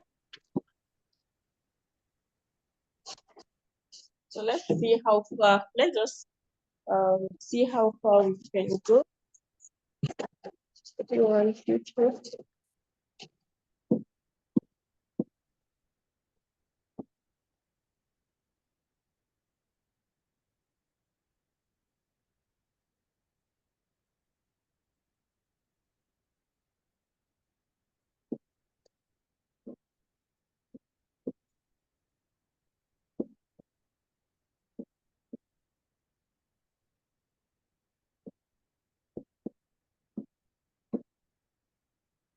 So I'm not going to solve this. We just go through it together. So what are the states? Please let's unmute our mic and then we go through it together. What are the states of this? The state of this machine? You have 3 states. You 1, 2, 3. Yes, so the set of alphabets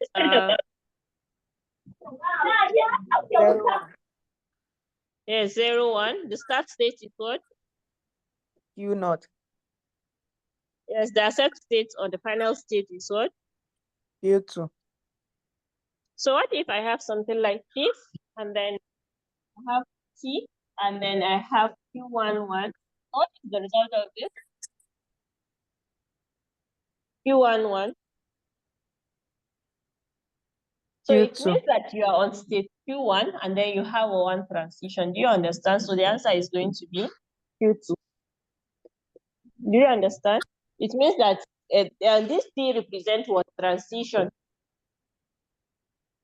So you are at Q1 and then you have a 1 transition. So that's what it means. And then I'm sure we can create a transition table, right? And then we can be able to output 5 strings from the machine. 5 strings from that particular machine. So something I don't know if we know how to do this. And if you have ABCD here or any other, it's okay, right? As the levels that we have. So let's just do an overview of having a transition table and then converting that particular transition table into DFA. Yes, DFA. Sorry, I have a question. Please go ahead. What does the 5 string mean? What does a substring mean? 5 string, 5 string. If I say 5 string,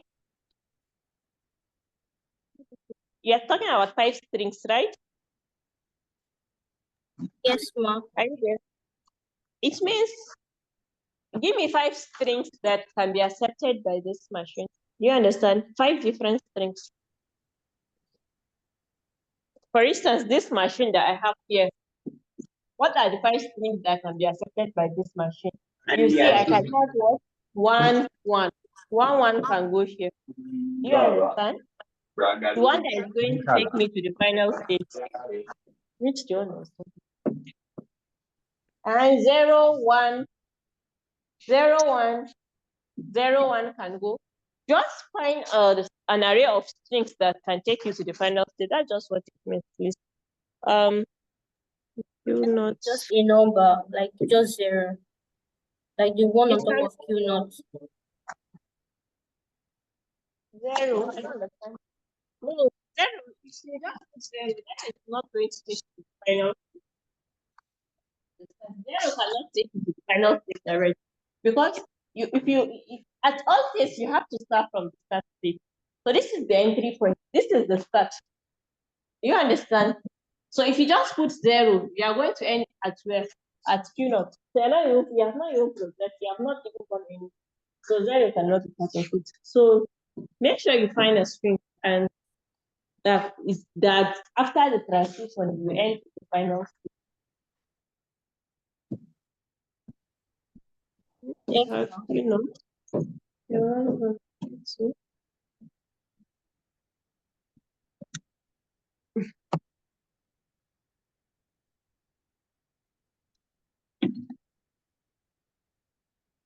So I have this. So if you have this and then you want to convert it to finite automata, what you're supposed to do is look at the outer part of here, and whatever you see an arrow, it means it is the start state. The ones that have double cycles are the final state. So I will say this is my start state. This is Q naught, and then I have Q1, and then I have this is double cycle, and then so my alphabets are A, B, and C. So when I have a Q naught, I'm going to what? Look back to Q naught. Sorry, if I have an A transistor,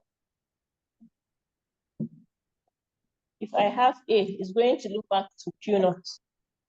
If I have B, it's going to what? Go to Q1. And then this is going to be A, C. You can just put it as this. So when you're at Q1 and then you have A, it's taking you back here. And then you're at Q1 for B, it's going to be a look back to B. And then when you have a C, it's going to take you here. So for Q2, this is Q2.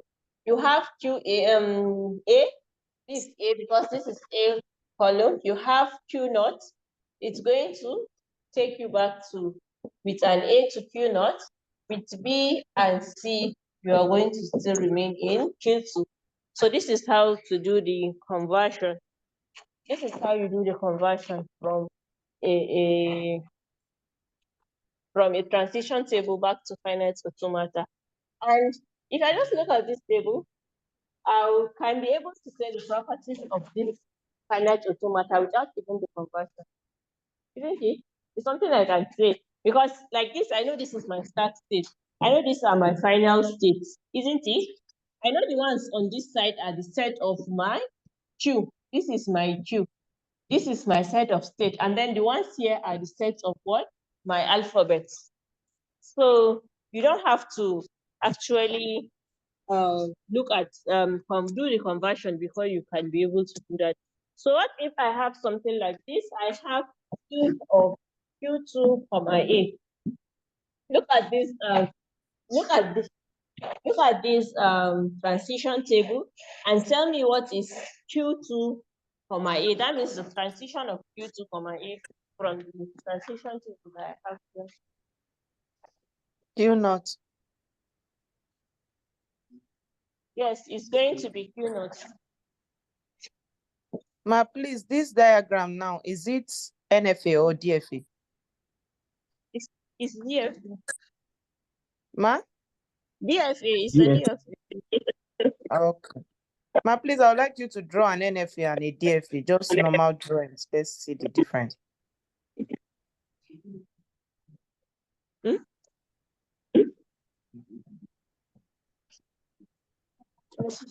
this is what this is DFA. So let me just do something for you. You have this. You have what again? Let's say I have this, and then I have A here, I will have another A, and then I will have comma B. This is just a simple example. You understand? It's just a simple example of NFEs because the set of alphabet for this is what? The set of alphabet for this particular example is it only A? So the set of alphabet for this is what? A, comma, B.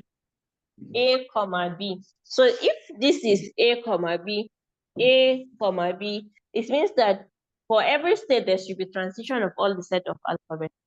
And then here I have what? Not. And then it's what? Here I have A and B.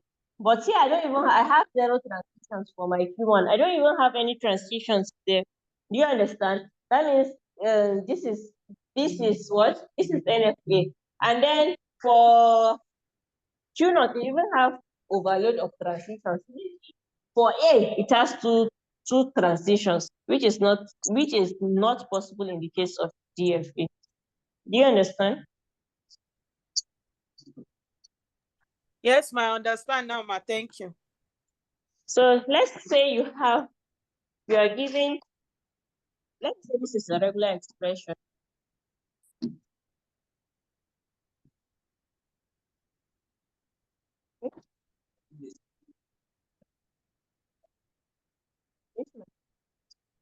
This one.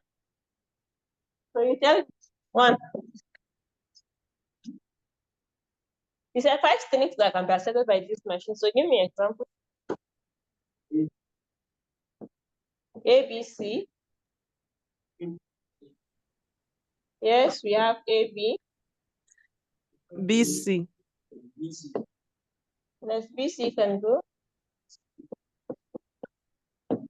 A, B, B, C.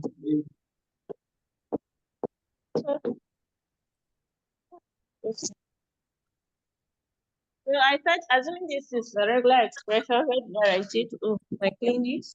X, Y, Z. This is a regular expression. Just this is just by the way, before I forget. So if you have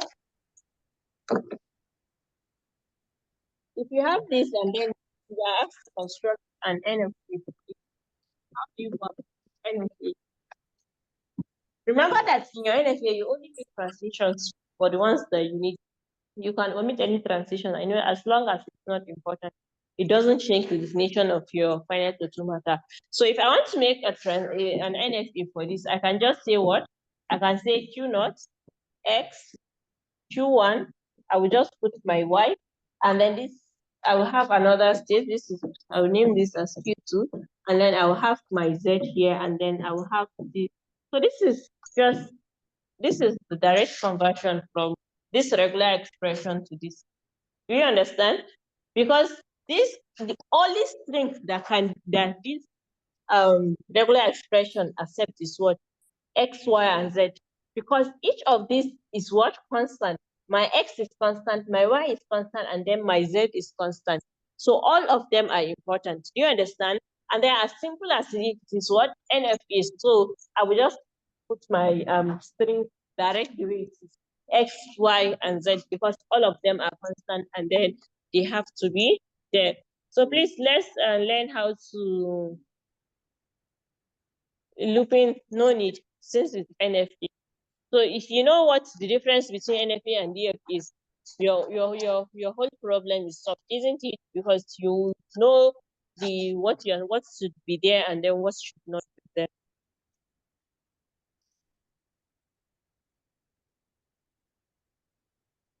So please if you are given a string, for instance, I would just put a string for an example.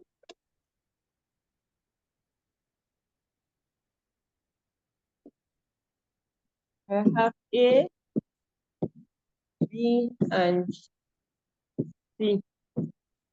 This is, and then I have 1 and 1 should take me back.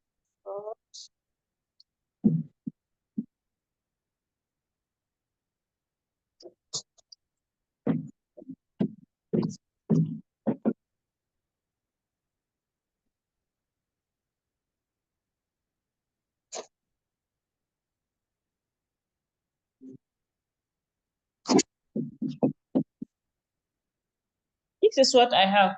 And then this is the string. This is the string pass. Let's assume this is a string that I passed to this machine. So how do I go about it? How do I go about it? Passing this string into this machine. You see, the first thing, this is my start state, isn't it? This is where I start from.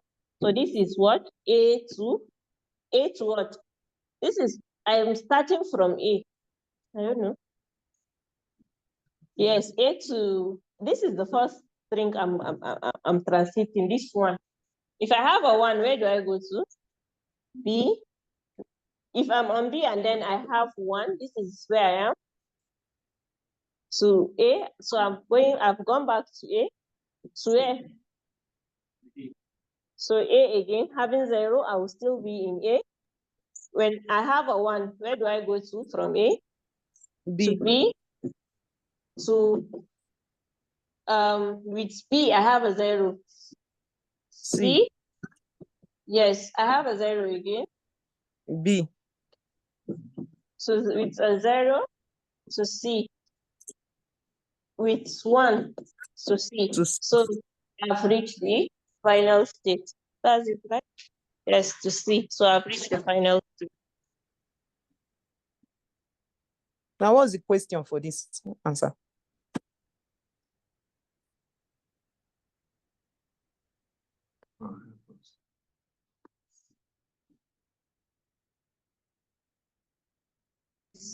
The question is, if you are given this string to pass through this machine, what are the different states you visit before you reach, you exhaust the string? Do you understand? Okay.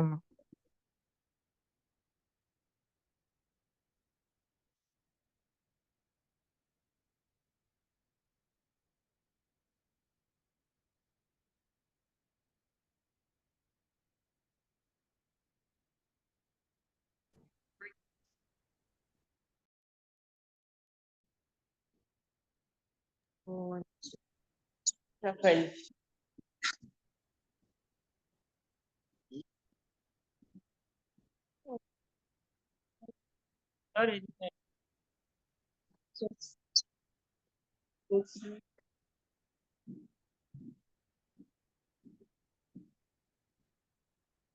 So let's try and do that.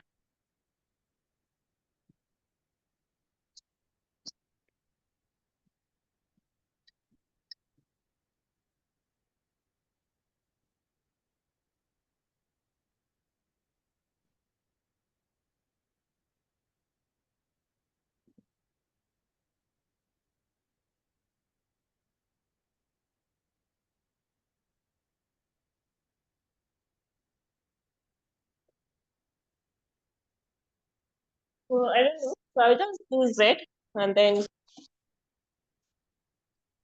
let's just try and see something.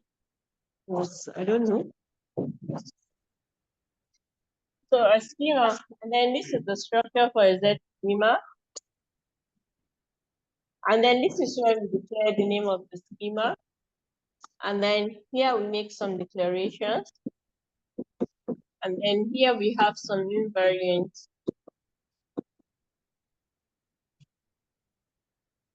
Yes. So I don't know, from your material there is this schema that says it is domain of students where they have to do an assignment submission. I don't know if you went through it, an assignment submission, and then we need to have a date of the date that you submit your assignment, just like here where we have different days that we submit our assignment, isn't it? Yes. So we have the main schema, and then we have a schema of what? Those that have completed our assignment, and then those that have not submitted. Because there are some that no matter how you try, they will not submit assignment. That's the truth. So let's state schema. So we are going to propose a schema. Tell us the story behind the schema that we want to design. So you see, we have set of students. So I'm going to call them this is our schema. I'll just the class, yes. Yes, that's so it's going to say what?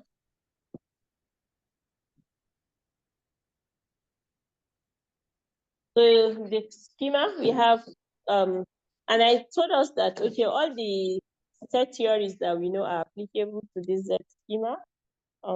It's what we have a set. Okay, let's say we have a row. That's the set of students that are enrolled. So we are going to use P to denote that it is what a set, and then we call them a set of students. I also say we have dates, right? So we have a set of dates that the students have submitted their assignment, and then this is, let's call it a submission. This is a submission, and then for every student, it's what? It implies a date. It implies a date that that particular student has submitted his assignment. You understand? So my invariant is going to be completed. It's going to be a subset, a proper subset of what? Of a role. You know, we are talking about assignments. So how many of them have completed the assignment? So this means what? Subset. What does subset mean? It means a group of we have a general group of something, then a set of something, then a sub of that set. I don't know. Yes. So assuming we have 50, so if I take 20 out of this set that I have, that means this is a what? This is a subset of this. So and then we have what we call the proper subset. The proper subset is equal. That means if I say 50, you see 50 is equal to 50, isn't it?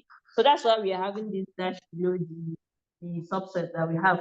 So completed can be equal to, it can be a subset, or it can be, I don't know, it can be less than the error, or it can be, it's just like I have something like this, less than or equal to.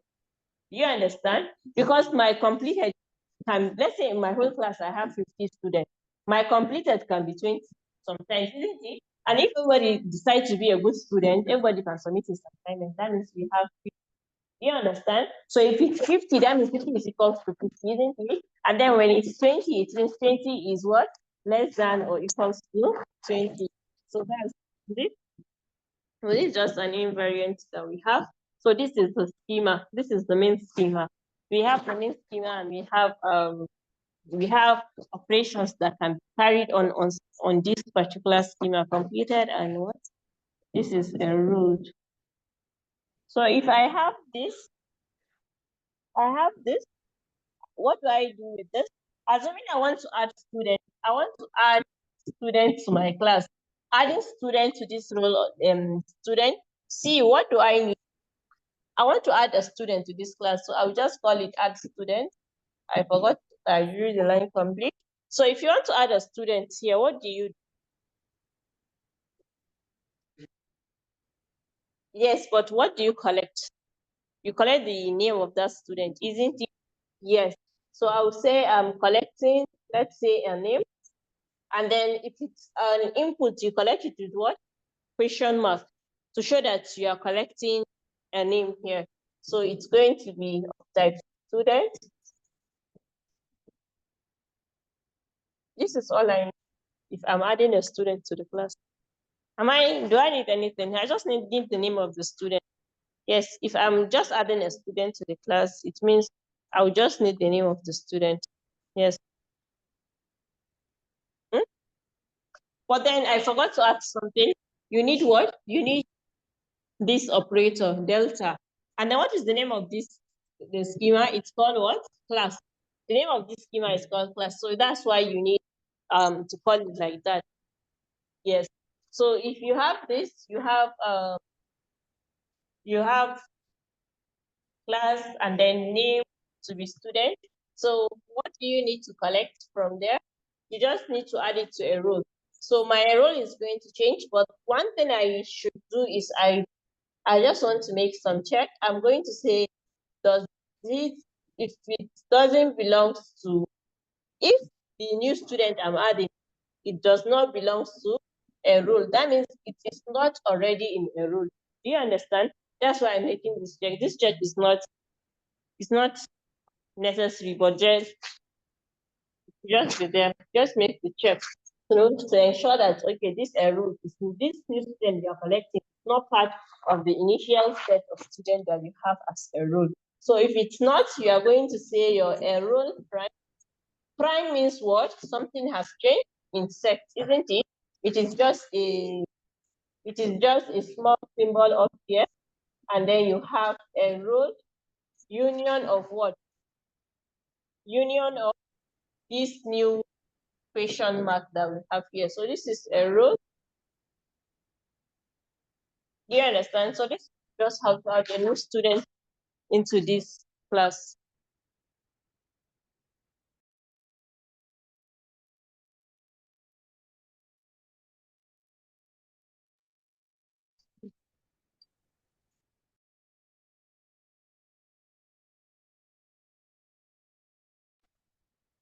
So do you have any question?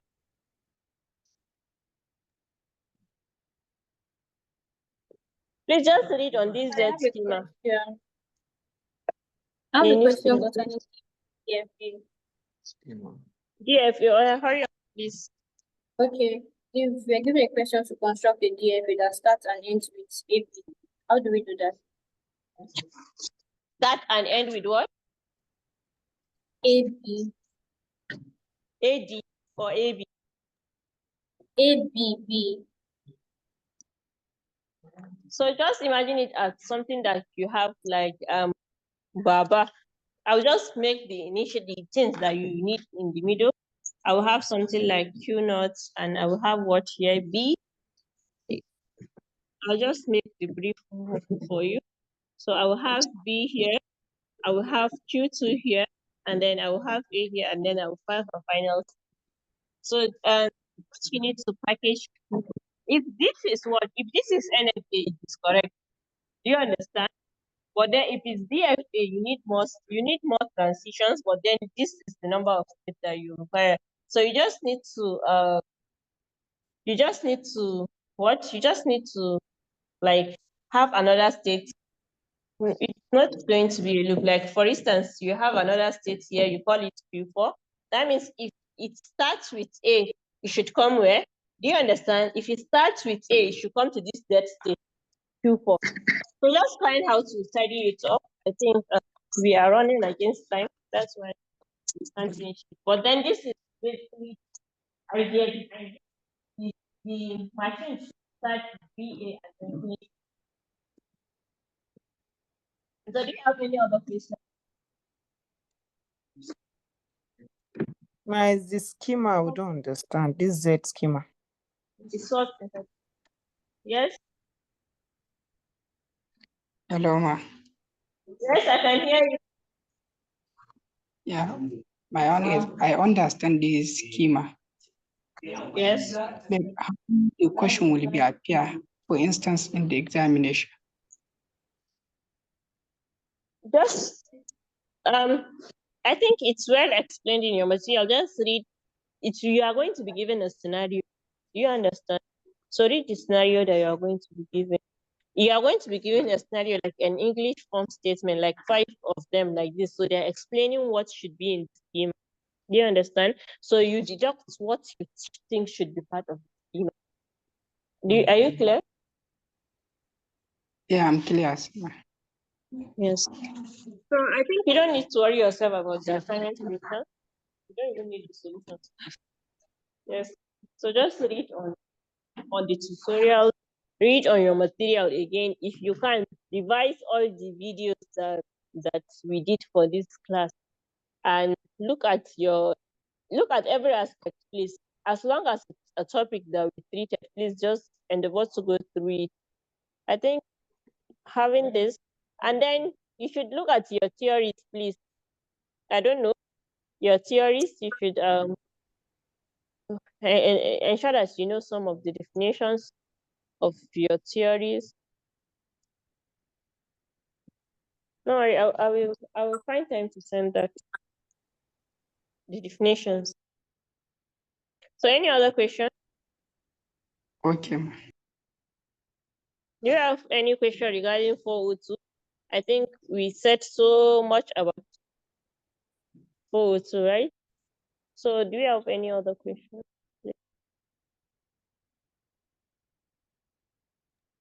No Ma, question? please, while you are sending the theories, I'll remind you the rules for these deductions, natural deduction, please. I'll remind you. Thank you. Please, I'm not sending the rules for natural deduction. Just check them in your material. They are there, all the 8. Go to Okay. your material and search natural deduction. You will see them. Okay.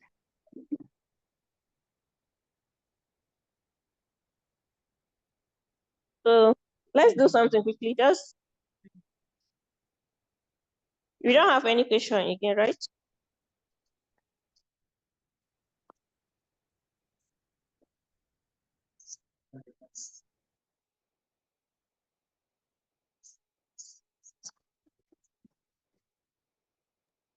Please, let's just drop our red numbers and our names. Just quickly, please, before we end the class.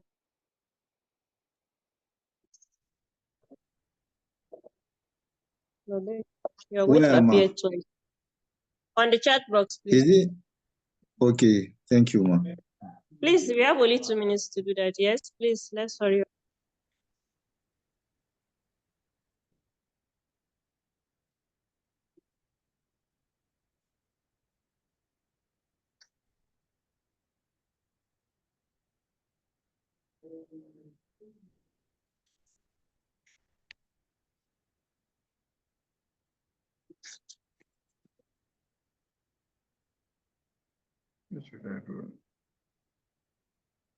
Please, are we done? No, no, we are not done. So this tutorial is just for 402. Well done, sir. Yeah, well done. There's no 401 in it. Good There's no afternoon. 412 in it. Just 402, please. Fine. How things?